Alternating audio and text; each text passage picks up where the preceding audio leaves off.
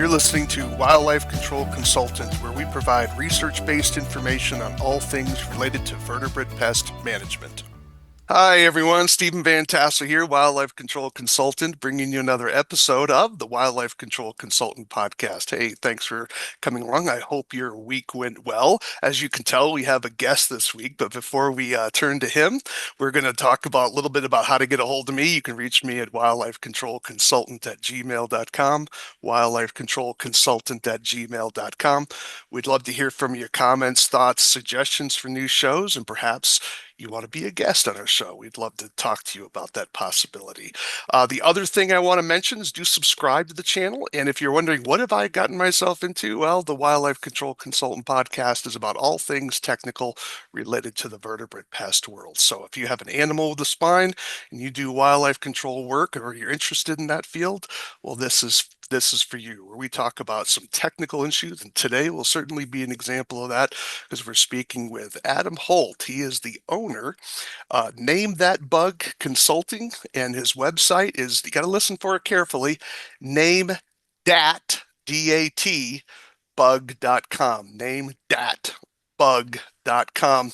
And he is a board certified entomologist with the Entomological Society of America. If you've seen people with the ACE acronym after their name, that's the same organization, except ACE is associate. We're not as high level as the board certified ones. We're the wannabes down here at the lower echelons of the rarefied air. Adam, glad to have you on board. Do say hello to our group and tell us a little about yourself and what got you into the field. Aloha, everybody from Hawaii. So thanks again for having me, Stephen. I really appreciate it. And yes, I am a board certified entomologist. I, did my undergraduate, my master's degree at University of Florida. It's Stan. You can see it right. Okay. Wow. That's dedication right there. Dedication. Yeah, I'm a Gator. Go Gators. Go Gators. Yeah. And so, but yeah, I did my undergrad master's there. I spent almost 9 years doing my degree. I am not Van Wilder. I promise you that, but it just took a long time.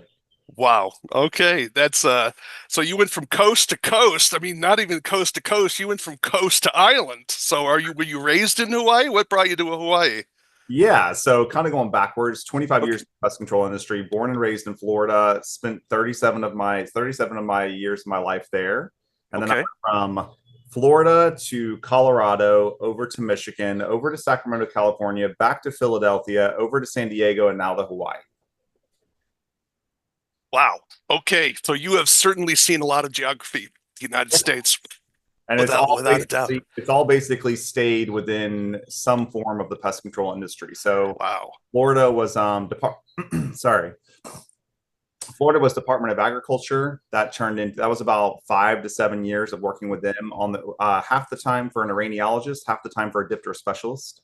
Okay. Very interesting. Very interesting career there. That went on to work for mosquito control. So I did vector health, for 3.5 years. And then from there, I went to Terminix.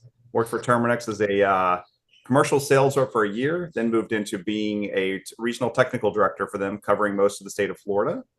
And then from there, I went over to ServSuite, which is one of the biggest pest control software companies out there. They brought me in to be on their patent for their first electronic rodent monitoring device called ServSensor. That unfortunately horribly failed, spent millions of dollars, but it was a really cool introduction to all of that. It was really cool to be a part of the manufacturing and molding out of China from conception to execution, the black box off the shelf at Home Depot, putting it on a wildlife trap. And honestly, we ended up catching, I was in Florida at the time. We caught one of the largest raccoons I've ever seen. The sucker weighed 27 pounds. Wow. Yeah. So for Florida, that would be big. Yeah, she was a big one. We ended up letting her go. It was only a catch and release, but it was just a really cool experience. And so from the pest control software, I then went over to Colorado and worked for a cannabis company. They're writing IPM programs for some of the large players out there, Trulieve, Candescent. From there, I went over to Michigan, took a job with Real Green, which is lawn care software, and I helped them launch their entire pest control vertical.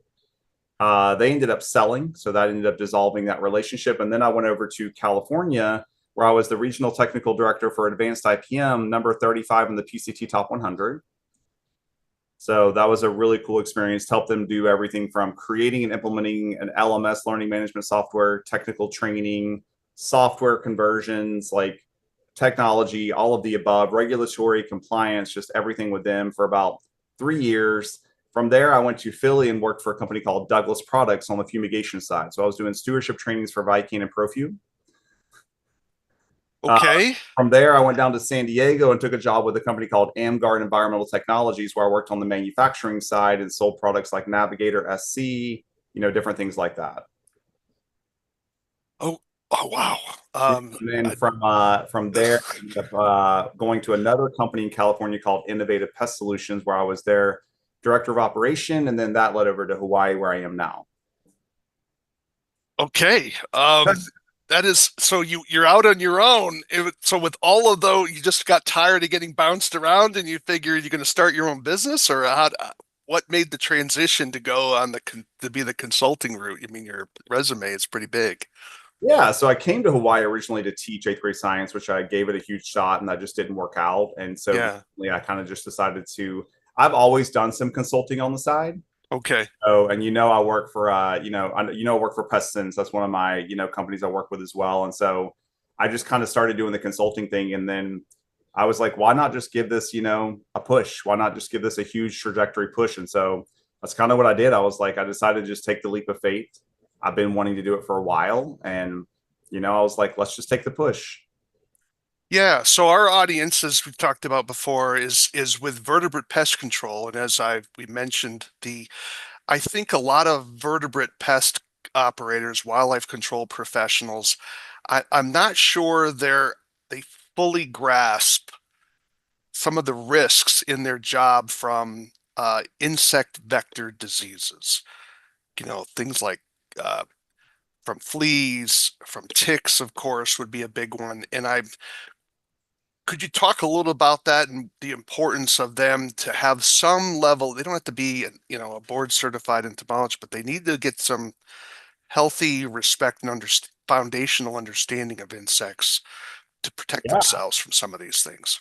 100%. I mean, that's a great question. And I'm like, when I think of the wildlife and the vertebrate side and them, catching animals and relocating them, I'm sure they come across animals that have large infestations of these various ectoparasites, right? Like fleas, like you said, lice, ticks, mites. There's hippobossid louse flies. You talked about the bat. There's the nyctoberid as well, which is a bat bug. There's literally the bat bug, sister species to the bed bug, and so Mhm. you've got all these different ectoparasites. So I think having respect for the various viruses is huge. I mean, I don't know if you saw the article recently about the 4 rodents in Riverside County in California that actually tested positive for bird flu influenza. I did hear about that from another source. Yeah, it's interesting how that virus has jumped over to the commensal rodent world. There's a lot of stuff going on in California. I mean, you even have some, I think those homeless colonies are really creating some scary disease environments that are going to spill over to things, in my opinion, unless that gets resolved. Yeah, no, you're right. We're calling that Skid Row. That's the Right? main kind of like I would say displaced population in California. And so you're 100% right. I mean, with all of the current rodenticide bans that are occurring in California, where they're banning FGARs and SGARs and Yeah. Yeah. all these different active ingredients, that's unfortunately putting pressure on all of these. I mean, vertebrate people, invertebrate people, all these people that are doing trapping for rodents. That's putting the pressure where they're having to pivot, come up with a different product or a different solution. And so, but just like you said, I mean, I'm thinking back to when all the bands started, I think back in 2018. I That think even so. Yeah. is that correct? I think so. That sounds about right because I think they started with some of the second gens back then, and uh, I think they're now even moving into difascinone has been Right. kind Yeah, of they've added that on recently. It's like, wow, really? Um, and so you're right, though. I mean, like we've seen an increase in the disease, disease transmission, disease yeah, population. Because here's the thing: if we're not controlling the rodents, then guess what increases the flea population? Flea right, population increases, disease population increases, and all the above. I mean, we're seeing marine typhus outbreaks in Riverside, right, right. insane. And so, you're 100% right on the fact that I don't know. I'm fascinated with ectoparasites. I'm fascinated with epidemiology and disease transmission. And so it's very intriguing to me. I was that weird kid that grew up on a farm where I was just picking ectoparasites off of birds and all the different animals we had. And so I definitely see the respect for them. You know, Hmm. oddly enough, they're very interesting when you get them underneath a microscope. They're so cool looking. They have such distinct morphological features. And so, Yeah. sorry, I could go on and on about that. Yeah, no. I think the murine typhus, that's flea-borne, I believe, right? That's Correct. flea-borne. Yeah. And so, people say, well, I don't, I'm not, petting these animals, but fleas can jump pretty far. So, they, Correct. so you don't have to necessarily touch the animal. If you're grabbing the cage that you caught the animal on, it's possible for that flea to jump to you. You're close enough. 100%. I mean, although fleas, like other ectoparasites, are typically host specific because there's Yeah. actually a human flea, right? I mean, the reality is they are definitely not opposed to. They're like all ectoparasites. What are the two things they're attracted to? Heat and carbon dioxide. Good job. Yay. Oh, woo. Yeah. Got it. Yay. All right. So perfect. So just like that. I mean, So they're hold your breath. do what? Hold your breath. Right? Hold your breath. And turn down the temperature. You gotta go down to like Turn down 45, the temperature. Right. right? And so, no, that's funny. That's a good one. Hold your breath and get cold. Right. Hold your breath and get cold. Right. But yeah, no, you're 100% right. They're not going to, be non-biased. They're going to come right after you as well. And so they could 100%. I mean, that's how the case of, I think it was one of the cases of marine typhus that originally occurred whenever all of these bans started occurring in California. That was, that was literally somebody hiking through a park, right? And as you well know, fleas breed in soil in shady areas, Yeah. right? Even though they need that host to survive, they will breed in these areas. And then as hosts come by, they hop on them. And so this person was just hiking, got bit by a flea, got marine typhus. I mean, there's being cases of like bubonic plague, Right.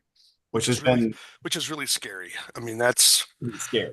that's very scary. Yeah. We just found in Montana, we just had our first proven incident of black-legged tick, which is the primary vector for Lyme disease Yeah, that was it moves after, discovered in I think. Yeah, eastern Montana. So we've been sort of immune to some of this because we're so cold but things are changing here. So how would your company help what would be some things you'd want? Let's start with what would be some things that a vertebrate pest specialist, he's crawling through an attic. A week or so later, he's starting to get sick, and he's thinking, "Oh, I got COVID, or I got the flu." And turns out it may be something something else. more up there, right? I mean, this is how do we help that vertebrate pest specialist if he need or maybe his clients have been getting sick? How would he capture an insect to have it looked at to identify what it might be? How will be the process for that? That's a great question. I mean, typically, depending on if you're up in an attic, and I would say let's talk about an example like I don't know, bird mites, right? Okay, You sure. come across a nest, and you could take that nest and put it into like a nice gallon-sized bag. That'd be great. And then if you can take that and either send that off to somebody like myself or get it to somebody closer for identification, that's going to be great. I mean, a lot of these things, oddly enough, can actually be identified via video. You'd be so surprised. You can get Oh, great really? technology, you can get great pictures, you can get great video. And so if you can get Like, a good enough quality video to you mean send, like a cell phone video? correct? Oh, okay. Oh, all Yeah. right. Yeah. I Okay. mean, if you can get a good enough quality video to send to somebody like myself, then I can typically 8 out of 10 times I can give you a pretty accurate identification. Right. And is it necessary for you to, I mean, so when we're wanting the person, so they would take that nest. Hopefully they're using maybe tongs to get some distance to it, but maybe not, right? I know I've grabbed the Oh, bird's nest in yeah, long gloves. Yeah, right. long gloves. And they put it in I would assume a clear plastic bag would be best. Right. Yeah, like a gallon size Ziploc bag. Gallon size plastic bag and zip it up. And then should they cool it down? Put it in a freezer for a little bit to slow the movement down of the insects? I mean, obviously, if the goal would be to kill it. So if you're going to kill it, yes, you want to place it in the freezer. Typically, 7 days is a good amount of time. Wow, 7 days. I know that sounds like a long time, It but I'm does like, sound. I've heard of these cases. Good example, and I can't talk about it too much, but I was just Yeah. on, I just got pulled into the technical person for a case where somebody had been given a product that had bugs in it, ectoparasites, Hmm. and that same thing. They were told to freeze it, and they ended up, uh, I think, freezing it, but not freezing it for enough time, Wow. and the bugs still came back because a lot of insects go into a diaposal state, Right. right? And so depending on that temperature and how long they're there, I mean, we've seen insects where like where you at Montana, they get frozen, Hmm. and Yeah. then when it falls out, they come back out. Right. So Right. they really that's what they're meant to do. That's their survival mechanism, right? And so the freezing thing for 7 days is hopefully going to ensure that we have brought them down to the where we need to, and that they're dead for long enough that they don't have that chance of coming back to life. Right. So what's the minimum temperature of an insect needs to be mobile? I've often used the 50-degree temperature, like for flying bugs for bats, but there's certainly instances where flying bugs are out in temperatures below 50 degrees. Yeah, you know what's interesting? I don't know the exact answer to that. And the only reason I don't want to put that out there is because, like, I mean, I've seen videos where insects have literally been in snow, like frozen. And then, like, as the snow melts, they're coming back to life.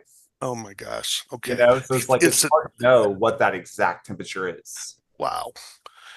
Okay. So when we're talking to vertebrate professionals and they're like, okay, they have a client, they have a situation, they should probably think of if they're encountering, let's say, bat bugs in an attic, and or what maybe they did a bat job, and or the client thinks they have bed bugs, and they're claiming that their workers were the ones that brought the bed bugs into the house. Right? Uh, these are some really obscure scenarios, but they're certainly possible in our litigious society. How could 100%. you help a vertebrate pest controller address some of those legal type concerns that can happen with bed bugs and that sort of thing? Bed bugs or bat bugs, just to make sure we're on the same Either page. way, I mean, talk Yeah. about either one of them. So I'll let's leave it start to with the you. bat bugs. There have been Okay. definitely instances where a customer calls out and they think they're getting bit by a bed bug, but it turns out to be a bat bug, right? So let's say PCO, pest control company A, doesn't handle that, so they subcontract it out to the vertebrate specialist, right? They come in, they remove all the bats, but the reality is there's still going to be that scenario where the bat bugs could still be trying again, even though they're host specific, right? They could Hmm. still be trying to feed on the humans. Now, Right. they're not going to feed on the humans in the sense of a bed bug, but they're still going to be there. And so, especially when it comes to something like that, you're going to want that insect identification on that ectoparasite to come through somebody like a board certified entomologist, just because of the fact that when it comes to that legal aspect and that potential, scenario where it could go to litigation, you want to make sure you have that ID by a board certified entomologist. Absolutely. And so I had a situation where someone brought me a bug. And given the scenario that was discussed, I thought it was a bat bug. It turned out to be a swallow bug. Oh yeah, I was Yeah, waiting so for that. you were Yes. waiting for swallow bugs, right? Yep. So that was kind of a thing for me. And then when I talked to the person later, well, it turned out there were swallow nests on the outside of Yep. the house. Again, he didn't, I just didn't ask. No, but I wasn't even thinking of swallow bugs, right? And Because they get so very similar to a bat bug, aren't they? yeah, they're the bat bug and the bed bug are sister species. The swallow bug is a totally different genus and species. Yeah. With that Okay. being said, I had a situation back in California where we went to the home because the swallow bug was scaling the exterior wall of the house. Oh gosh. That was Yeah. obviously an indicator that it wasn't a bed bug or a bat bug because you're like they're not going to be exterior. So of course Sure. we get in there, and then we figure out we discern that it's a swallow bug. Very interestingly enough, though, what people need to realize is that swallow bugs. I don't remember the name of the virus. They transmit a nasty alpha virus. I think it's Oh, called Buggy Creek. It's weird. I think it's called like Buggy Creek virus. Don't quote me on it. okay. I wrote an article on it, which I can share with you, but they transmit a nasty virus. I was not aware of that for swallow bugs. Yep. Now, oh, I was not aware of that. Okay, so now you gave me something else to think about. Actually, hold on. Now you're making me just want to Yeah, go ahead and Google it. I mean, that would be because I think that would be interesting for our audience. I mean, swallows don't occur everywhere in the United States, but they're certainly in large portions of it. And I was just wondering if I is got that a it right. So it's called BCRV Buggy Creek virus. BCRV. Yep. And then I couldn't believe I got it right. Buggy Creek virus. Buggy Creek virus. Okay. Ooh.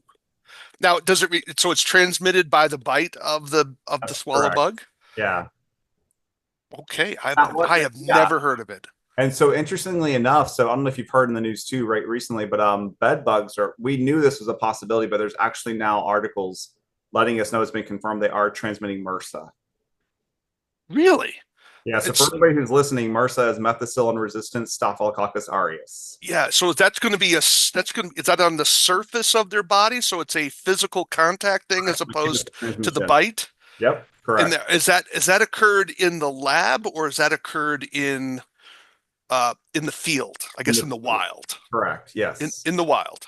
Correct. Oh my goodness. Oh, I did not see that either. I mean, Okay. we've known that's just been like a matter of time. Sure. Yeah, it's because some of this stuff you have to think that we just the reason the answer is no is that we haven't looked hard enough. Correct. Yeah, so I mean that's something that really brings up a phenomena, in terms of us vertebrate guys. You may be going into a house dealing with a squirrel, but you don't know if that client has bed bugs, right? And so you could literally be picking something up A while hundred you're doing percent. something else, crawling under a bed, looking for something, going after a squirrel, and all of a sudden the bed bugs comes on you. And so how would you advise, do you provide training to people interested in getting into insect control, like Percent. Yeah. ACE preparation or anything like that? How would you? So I can provide. I can do ACE preparation. I can proctor the ACE exam for anybody. So Okay. that's a beautiful thing you can do as a BCE. And then as far as training goes, I've literally done like advanced IPM is a good example. With that company, I created an entire annual training program on the Mhm. invertebrate side. So all of the actual courses approved through the state, CEU approved, the annual respirator training, annual pesticide safety training, annual fall ladder training, annual hazmat training. I've created and implemented those trainings across the board for companies of that size. Okay. Like I mean, their company, I think when I left had 175 technicians. Yeah. So pretty large. Okay. So is that something, so you could do that via a webinar if they wanted to bring you to a conference and talk to a state association, you're available for all of 100%. those things. Uh, Yes, sir.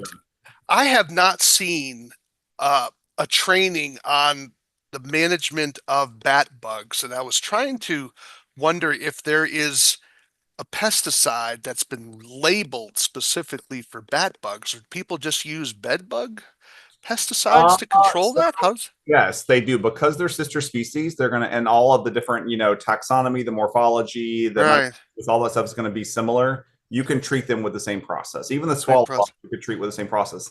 The big thing, like with the swallow bugs, is what it's finding the source. This right? could be those swallow nests that we have to get rid of because the interesting thing about the swallow bugs is that all of the first through fifth instars of the swallow bugs are feeding on the babies as they hatch out from the swallows. Mm, mm, So they will come down and obviously sometimes bite on a human being, but they're going to be more apt to be feeding on the birds versus the humans. right, right. Just a note for everybody: swallow nests can be removed Yep. if they're empty. So don't so remember it's a protected Are they species, protected? everybody. They are, yeah, they're protected Oh, species. So wait a minute. Is it make sure you can remove the nest as long as it's empty. So if it has eggs or chicks in it, you can't just whack it because it's in the way. You have to wait for them to fledge and then you can remove the nest. So now? I have a question to that. yeah. Is there an exception if they're in somebody's home? Or you that's there's no exception. Not there would you would have to if they're inside, I mean talking about the bird itself. Like the bird in the nest. Like if it's inside Yeah, a person's home, like in a drop ceiling or a wall void or something, I can't I, remove that, even though now we've got this potential ectoparasite that transmits this nasty virus. I would encourage, it's a great question, and I would encourage people to contact their U.S. Fish and Wildlife Service and their state wildlife agency. You don't want to be on the wrong end the Gotcha. wrong end of that, right? Because it's a migratory bird protected species. Because Gotcha. think about it, if someone had a nest in their building, there are probably some other issues, right? I mean, as one guy said Pollution. that Yeah, I gotcha. I Yeah. listened to, he says if someone has a big bed bug problem, there are other issues than just the bed bugs, Yeah, in right? question. Yeah, yeah. You mentioned earlier about somebody going in and a vertebrate specialist going in and I don't know doing an inspection for squirrels or something else. Mhm. It's always important. I mean, my nickname is Hawkeye Holt. It's Hawkeye Holt for a reason because I'm able to. Oh, okay. I have 20/10 vision, and I'm able to basically see the smallest things that people don't typically see. And so, my words of encouragement to anybody when you're in going into a house and you're doing inspections, take your time, kind of just notice all your surroundings, notice everything around you, because part of the training I can provide as well as I can provide a training on what to look for. Yeah. Right. So if you're in a bedroom and you're around a bed, I can train you what to look for as far as potential bed bugs, other things, things just to keep an eye out for so that you can have that mentality. Because here's the other thing. Let's just take bed bugs out of the equation. What if you go in somebody's house and you pick up a German cockroach? And you take, because here's the thing, you only typically see female German cockroaches whenever they're about to lay their othika, and that's 24 hours from hatching. So you pick up an othika or a German cockroach, you take that home, you got your own infestation of German cockroaches. Yep. Yeah, and that's not going to win friends with the housemate. Right. 100%. Without a doubt. And I think it does strike me, when I was doing that type of field work, just how naive I was in thinking about what I know now versus what I was doing then. A lot of this stuff never even occurred to me. And Fair. it is sort of weird that how I kind of dodged a bullet, but I did get really sick once. And I was doing some work under someone's house to do they didn't want poison. So I was doing some mouse control work, and I suspect they were deer mice where I was, but I wasn't in tune with the differences back then.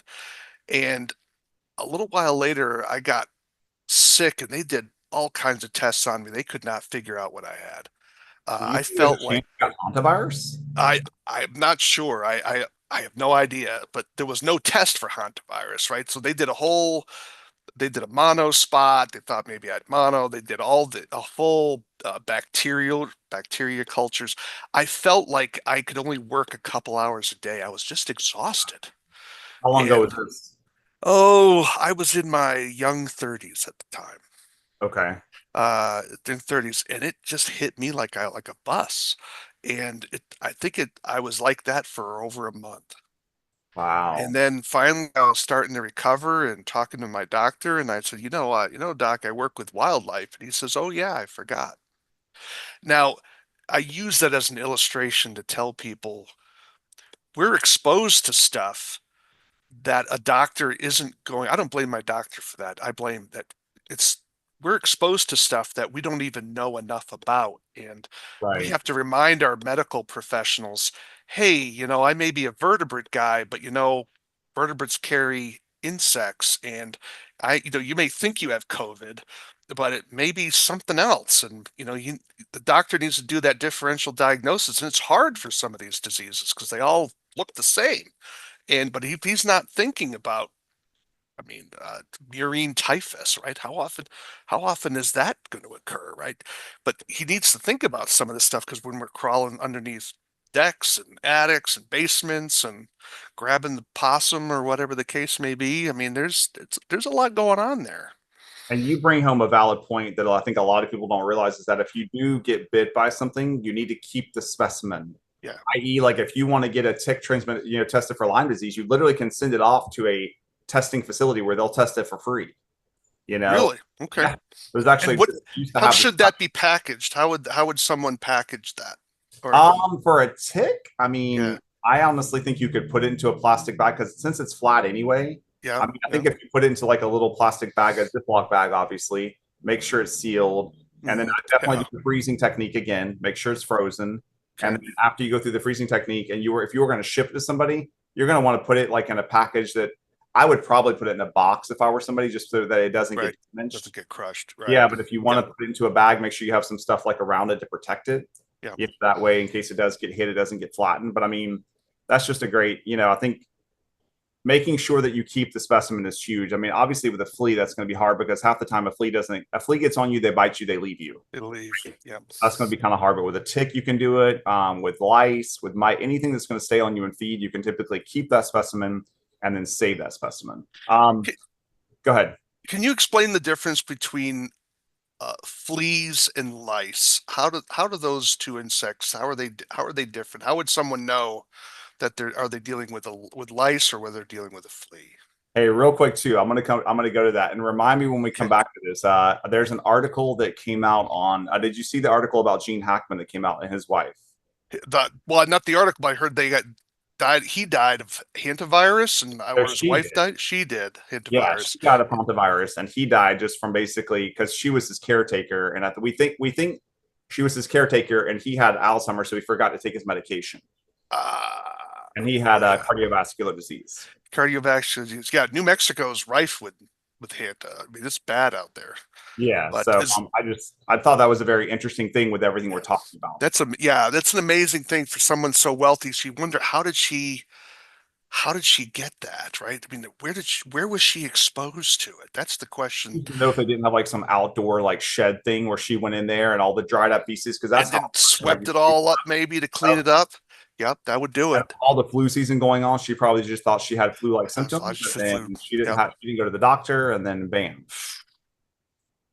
And Yeah, I know with hantavirus, I think if it exhibits flu-like symptoms, and then I think if you hit like a certain point, a certain threshold, it's like 24 to 48 hours. If you don't get help, you're done. yeah, I think it's the cytokine storm or something where your body overreacts to it and you drown in your own fluid because your body's trying to fight this thing and it's an overreaction to the infection. And but typically elderly people are less at risk than people whose immune system is stronger, which is weird, right? I mean, so but she was what, 65, 66? She was in her Yeah. 60s. Yeah. So I just thought that was interesting. I had to. yeah, the death rate's pretty high if you get it. It's up like 38%. So it's there's some serious stuff out there that it's like the lottery. It's like, yeah, the Oh, yeah. odds of you getting it are low, But if but you you get it, you get it. You congratulations, you won. I mean, so it's but this is what makes the topic I think so difficult to is explaining risk to people. right? And I really struggle with that. How do you when you were involved in so many training activities, how do you balance that helping the employees that you were, training and things to be to be Conscientious. yeah, conscientious. I think that's the great word. To be Yeah. conscientious enough so they're not paranoid in frozen, but not cavalier. Right. Um, I think what I was always knowledge is power, right? And so part of one of the things I did with advanced psych as well is that we had a client where they required literally you had to do a safety training every week. So in the beginning of my role with them, I put together 52 safety trainings. how long would those be? Like 10 minutes, 15 Oh, minutes? not even. They were just Not like even. they were like a little page thing that I would send out via email, like a marketing email type thing, and I was Oh, okay. Like a micro training then. You were doing correct. micro Yeah. training before it was cool, I guess. So that's a recommendation. So that's something you can even do so could a company contract you and say, Yep. "Hey, I would like you to send me an email once a week to put out to my employees for Yep. something." Yeah, Yep. And so that was one of the things I did was PPE was constantly one of those things, right? And yeah, so yeah, yeah. personal protective equipment is huge when it comes to bird stuff, rodent, vertebrates, all that different stuff. And so anytime, especially if part of what I did as a technical person was I researched the area. I went to CDC. I looked up the different viruses. I looked up the geographic distribution maps of the cases that have occurred. And that way, anybody who is working in a certain area, I could say, listen, these are the diseases we have, these are the cases that have happened. So based on blah, blah, blah, blah, blah, we need to be concerned about these. And we're going to wrap our trainings and our PPE around these various things that could be a potential liability. Mhm. Right. So with hantavirus, that is in California, that is in other states. And so, I did a little micro training around that where it was kind of like, if you're at a customer's house and you go into a shed that's out back, you don't know what you're walking into. You need to wear your respirator, right? You need to wear your right cartridge. You need to be prepared because you just don't know what you're walking into. And especially with high winds and trade winds and things that happen, you could open up a door, the wind could come in and blow it up right into your face. Right. Right.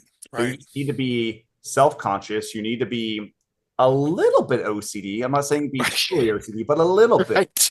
Yes. tiny level, Yes. Just a dash of right? OCD. Yeah, Yeah. I I'm agree. I very would OCD agree. about everything, but when I would you're, agree. you need to be a little bit OCD. And if you're Yeah. going to an Right. attic, same thing. You don't know Right. what you're walking into. If you go into a crawl space, you don't know what you're. I don't even understand people going into crawl spaces anymore. They have technology where you can do the little machines that go into the crawl space for you. Yeah. You I know? think that there, I think some of that, yeah, some of those machines are, they, the wildlife control field is a very traditional field in the sense that adoption is quite slow. You're probably familiar with the adoption curve, right? So Right. you have your early adopters, that's not us, right? And you have your then your earlier adopters, and then you have, of course, the main population, and then your late adopters and your very late. We're kind of in the late, and this is one of the challenges in the wildlife control field. What I tell like manufacturers if they come up with something new, as I say, you've got to hold on for at least 5 years Okay. before the industry will adopt what you're doing. And what happens is a lot of the companies go out of business because they're not Right. able to sell enough. And then everyone's like, oh, I really needed that product. And part of it is they're like, I have something that works and I know that it works. I know what it's going to cost me because unlike the pest control field, it is so we're so time stressed. Right. Where, in pest control, if you make a mistake, sometimes the pesticide covers your mistake. In Fair. wildlife control, either you caught it or you didn't. That's fair. And so it's a different mindset, and so there's a little bit of paranoia there. And so, but yeah, we're becoming more, the industry is adopting things faster, but there's still a delayed effect there. It has to be some real confidence it's going to work because the margins are lower as well. That is fair. Mm, When I think back to advanced IPM, and I just bring them up a lot because I did so yeah, much with them in a short amount of yeah, time. We did a lot of wildlife trapping with them, and at that point, there wasn't a lot of technology out there to go and monitor that. So I remember right, going to right. Best Buy and buying like the Netgear Arlo camera. Hmm. And then I went and bought, I think like I bought like a hotspot from like a local, cellular, like Verizon, whatever it is, something Yeah, like that. yeah, And then I basically bought one of those outdoor weather boxes from Home Depot.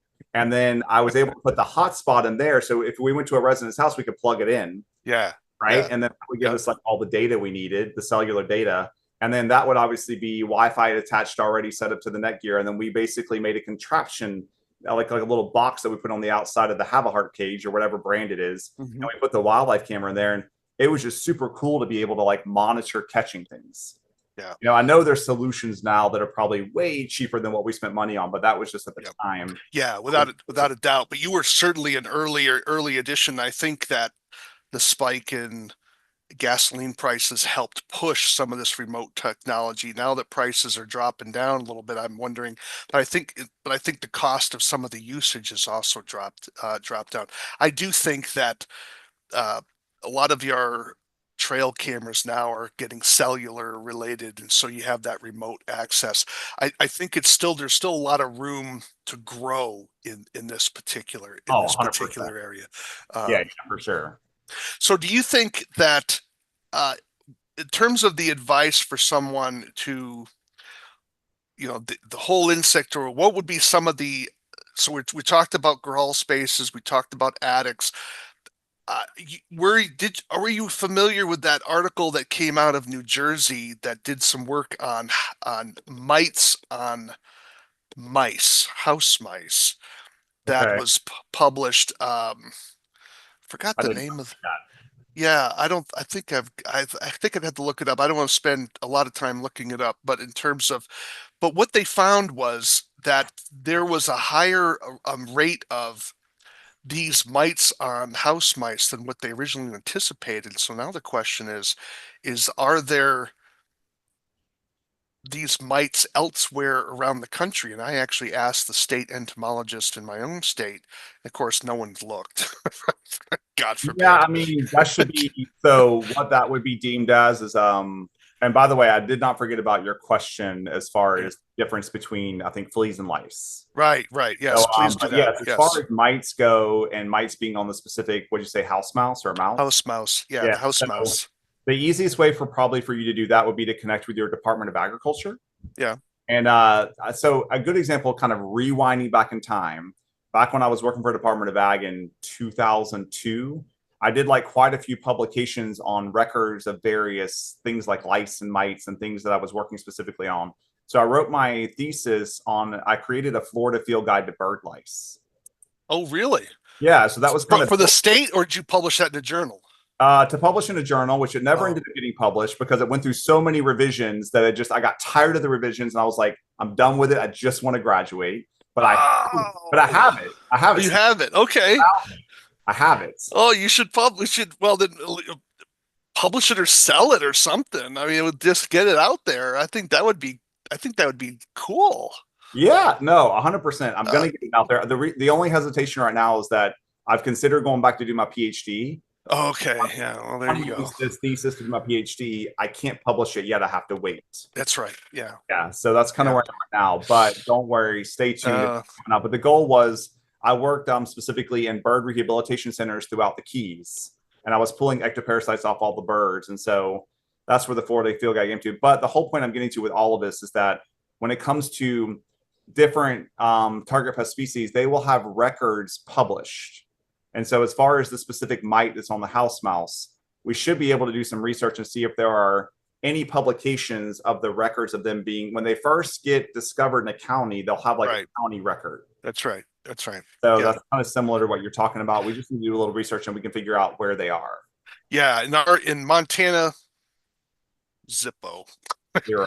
so good. We haven't been looking. I suspect there are a lot of other states that haven't been looking either. But it does remind us again the importance of, we're really harping on this, audience, and I know you're probably sick of hearing it, but we want you to be healthy, we want you to make money, Yeah. we want you to be careful, and Yep. just remember that there are things out there that we don't know enough about. And it's not that we're trying to withhold information from you, because no one knows. And you don't want to be the person zero who gets the journal article that says, hey, from some doctors, oh, we discovered this new so and so got sick with this, right? Especially those of you, I think, that maybe taking some arthritis medicine to, like, we have like rheumatoid. That I'm always worried about the autoimmune diseases that people have, and they're taking these steroids that are lowering their immune system. And then, what's that make you vulnerable that a normal person would be like their body would fight it off, and all of a sudden it's like, no, no, no, your defenses aren't as high.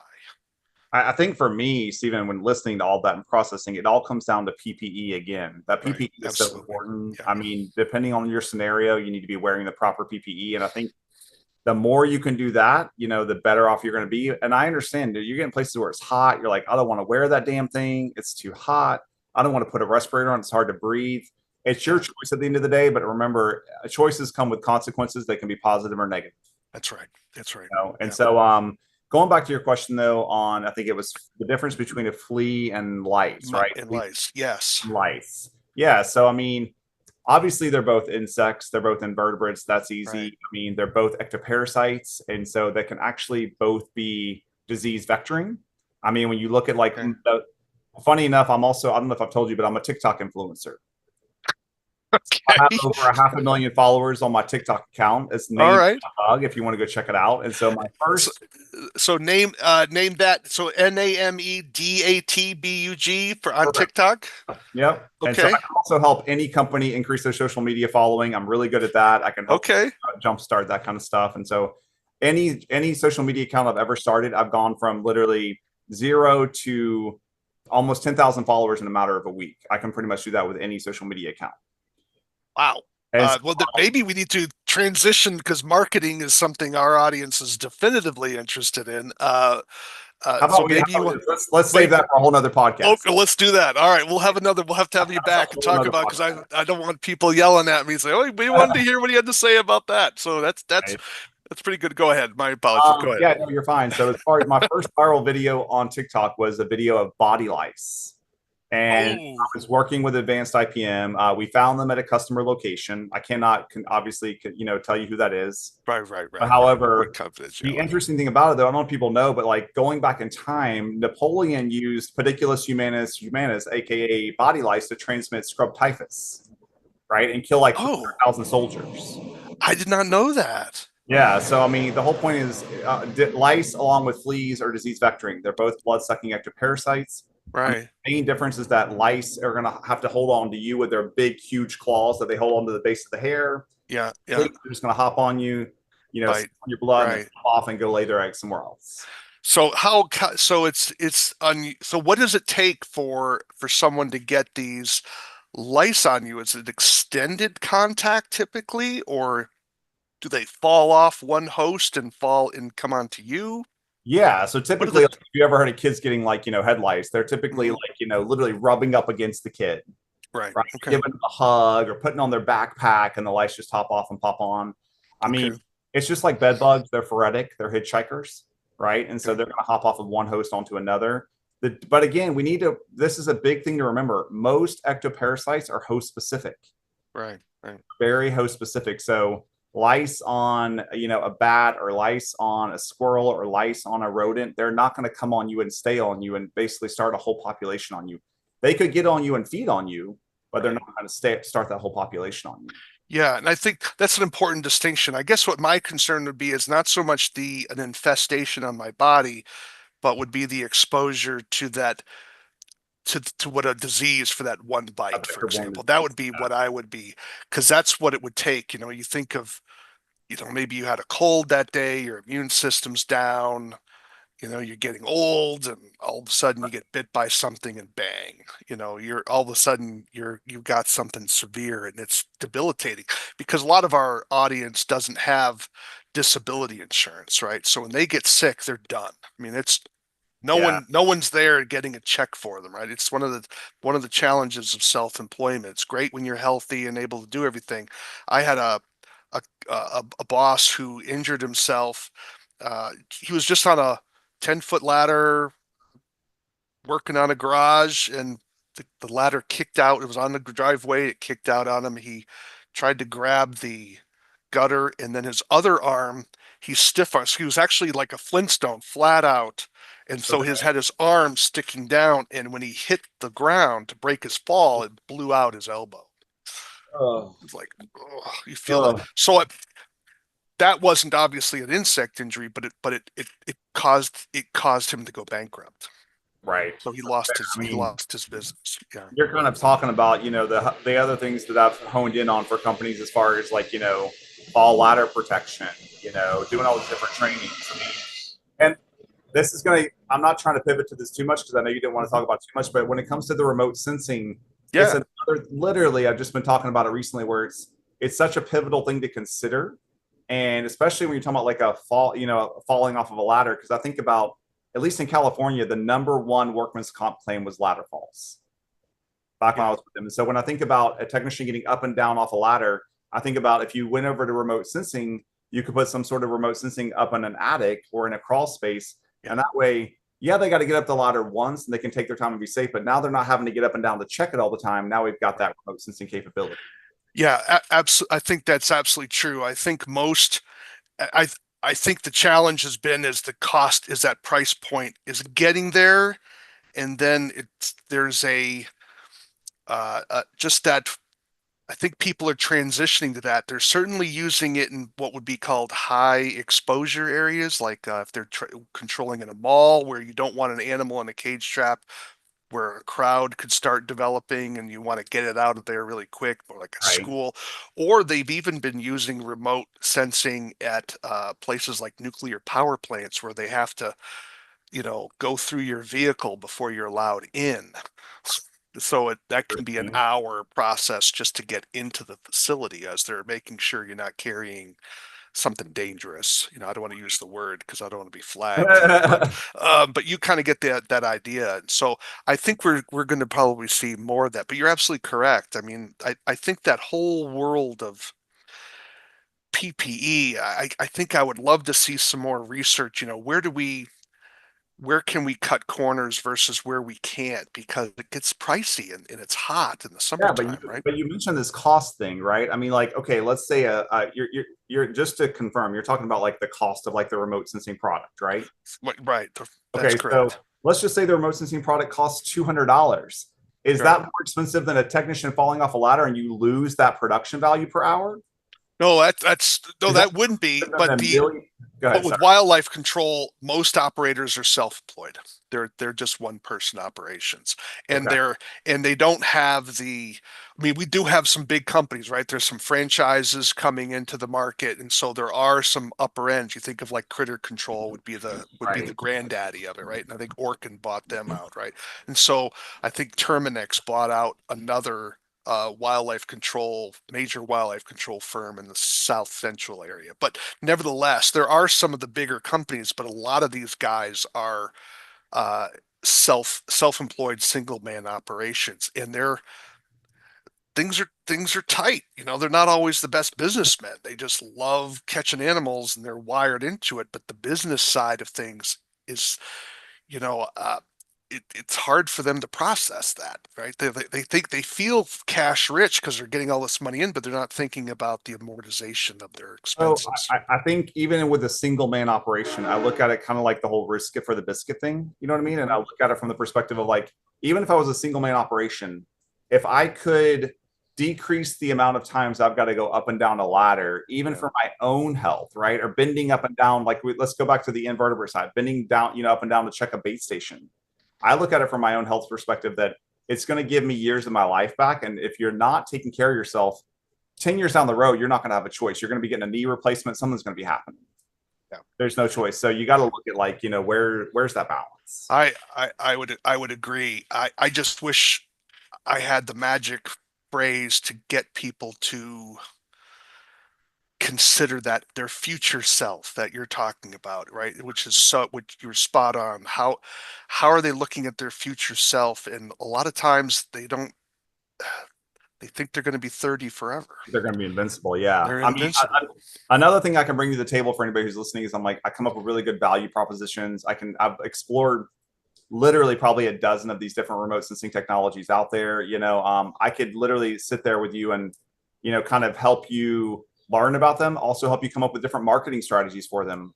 I mean, one of the companies I was with in California, I basically learned their software very well, and then I learned the marketing aspect of the software. I created an entire marketing campaign on, let's just say, mosquitoes, right? Because it was the Hmm. right time of year.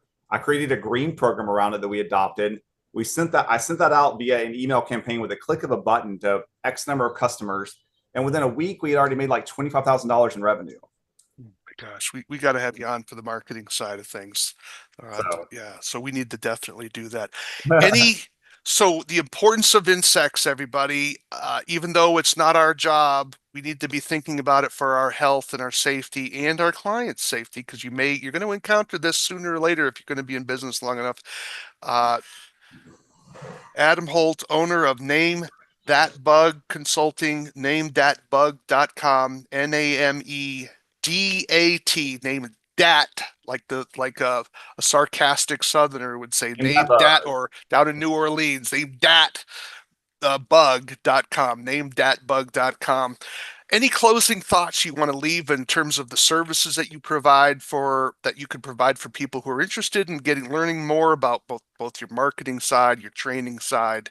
How would you like to close us out here today? Again, thank you so much for having me on the show. I Sure. appreciate you. As Yeah. far as anybody wanting to reach out, you can go to that name, that bug, D as in dog, AT.com. There's all kinds of stuff on the website, but I've literally, you kind of heard my background in the beginning. I Oh feel like my I've done a gosh. little bit of everything in the pest control industry, which means I can bring that to the table. And so if you have any questions or if you want to reach out to me directly, my number is 352 408 6122. Again, that's 352 408 6122. And it's been a pleasure. I appreciate everybody. And so feel free to reach out at any time.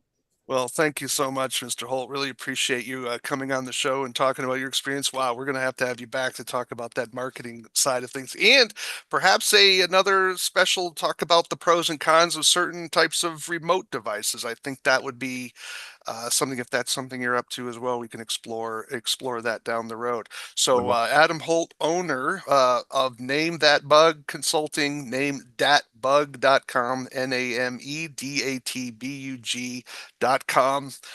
He is a TikTok influencer, so you can look him up on TikTok if that's something that you're into.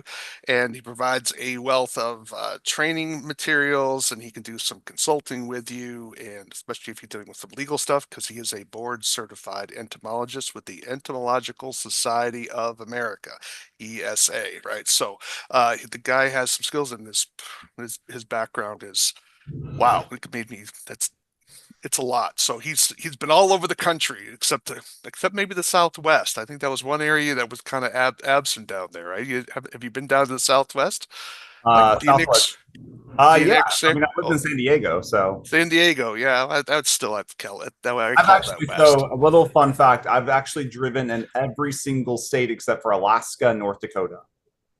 Wow, Yeah. that's amazing. Okay, I haven't reached that. I haven't reached that yet. I've hit a lot of states, so I haven't reached that yet.